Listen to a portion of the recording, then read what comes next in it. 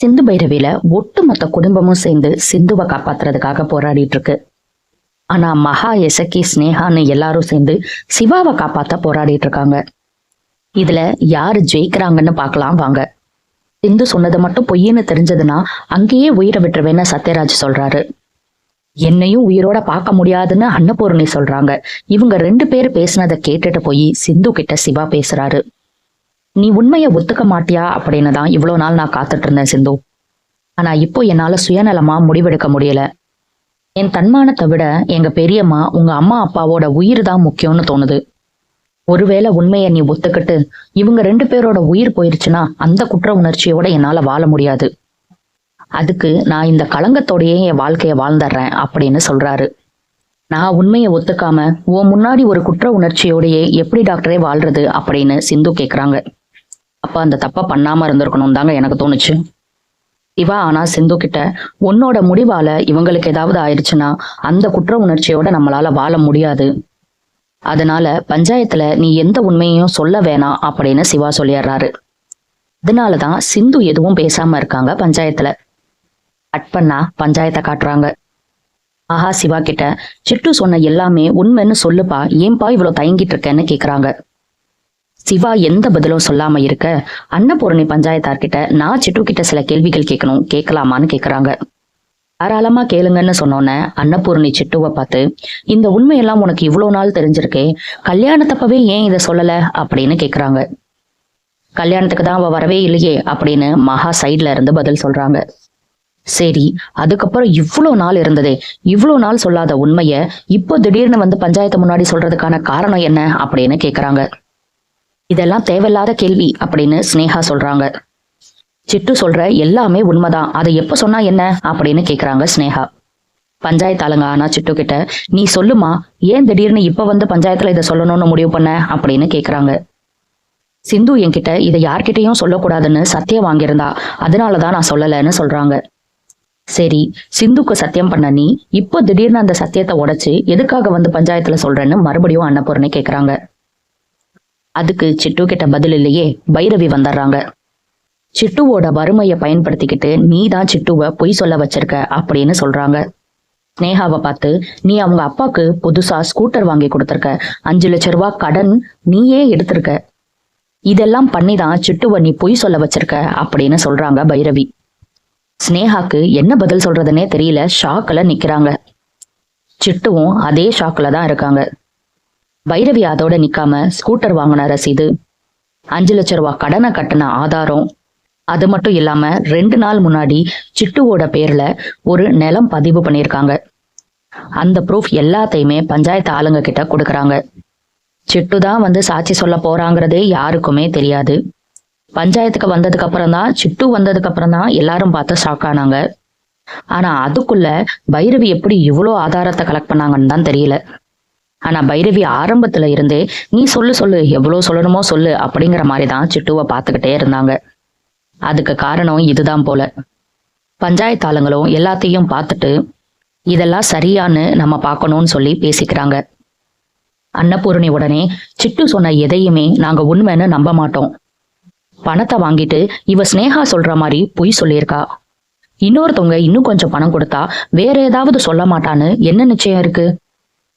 நாங்க யாருமே சிட்டு சொன்னதை உண்மைன்னு ஏத்துக்கவே மாட்டோம் அப்படின்னு சொல்லிடுறாங்க அன்னபூர்ணி, பைரவி எல்லாருமே. பேசுவேனா நானு அப்படிங்கிற மாதிரியே சிவா நிக்கிறாரு.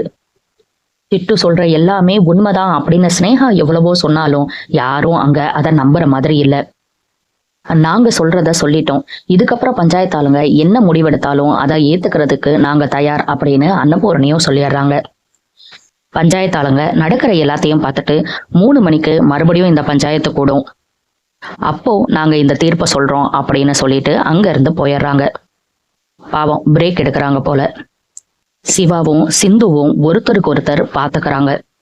சிவாவாலையும் எந்த உண்மையையும் சொல்ல முடியல, சிந்துவாலையும் எந்த உண்மையையும் ஒத்துக்க முடியல.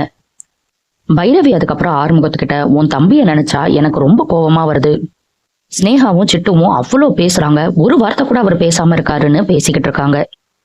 அன்னபூர்ணியும் சிவா கிட்ட அதே கேள்வியே கேட்கறாங்க. ஏன்பா நீ ஒரு வார்த்தை கூட அங்க பேசல? ஸ்னேகா பேசினதுக்கு நீ ஏதாவது பேசியிருக்கலாமேன்னு கேக்குறாங்க. சத்யராஜும், ஏன் மாப்பிள நீங்க ஒரு வார்த்தை கூட பேசாம இருக்கீங்க? எனக்கு அவமானமா இருக்கு மாப்பிள. நீங்க சொல்லுங்க, என் பொண்ணு ஏதாவது தப்பு பண்ணியிருக்காளா அப்படின்னு கோபமா கேக்குறாரு. சிவாவால என்ன பதில் சொல்ல முடியும்? எதுவுமே சொல்ல முடியாதே. உடனே சிந்துவோட அம்மா, அவர் பேசலதான், ஆனா ஸ்னேகா சிட்டு பேசும்போதும் அவர் பேசலையே. சிட்டு சொல்றதெல்லாம் பொய்யுங்கிறதுனால தானே அவர் பேசாம இருந்திருக்காரு அப்படின்னு சப்போர்ட்டுக்கு நிக்கிறாங்க. என் பொண்ணு எக்காலத்திலையும் இந்த மாதிரி ஒரு தப்ப பண்ணியிருக்கவே மாட்டா, அது எனக்கு நல்லாவே தெரியும் அப்படின்னு மறுபடியும் சத்யராஜ் சொல்றாரு. அன்னபூர்ணி நேரா பைரவி கிட்ட போய், சிட்டு சொல்றதெல்லாம் பார்த்து ஒருவேளை சிந்து ஏதாவது தப்பு பண்ணியிருப்பாளோ அப்படின்னு தாமா எனக்கு தோணுச்சு. ஆனா நீ எல்லாத்தையும் ஆதாரத்தோட நிரூபிச்சிட்ட. எனக்கு ரொம்ப சந்தோஷமான்னு அன்னபூர்ணி சொல்றாங்க. ஒருவேளை ஸ்னேகா சொன்னதெல்லாம் உண்மையா இருந்திருந்தா இந்த இடத்துலயே என் உயிர் போயிருக்கும்னு சொல்றாங்க. சத்யராஜ் உடனே இங்க இருந்து, என் பொண்ணு சாக சொன்னாலும் சாவாலே தவிர இந்த மாதிரி ஒரு தப்பா பண்ணியிருக்க மாட்டாமா அப்படின்னு மறுபடியும் சொல்றாரு. பேசிட்டு இருக்கும்போது சிவாவை வந்து தரன்னு இழுத்துட்டு போறாங்க மகா. என்னப்பா ஆச்சு உனக்கு? ஏன்பா எதுவுமே பேச மாட்டேங்கிற? உனக்காக தானே ஸ்னேகா இவ்வளோ கஷ்டப்பட்டு சிட்டுவை கொண்டு வந்து நிறுத்தி உண்மையை நிரூபிச்சிருக்கா. ஆமா, சிட்டு சொல்றதெல்லாம் உண்மைன்னு சொல்றதுக்கு ஏன்பா இவ்வளோ தயங்குற?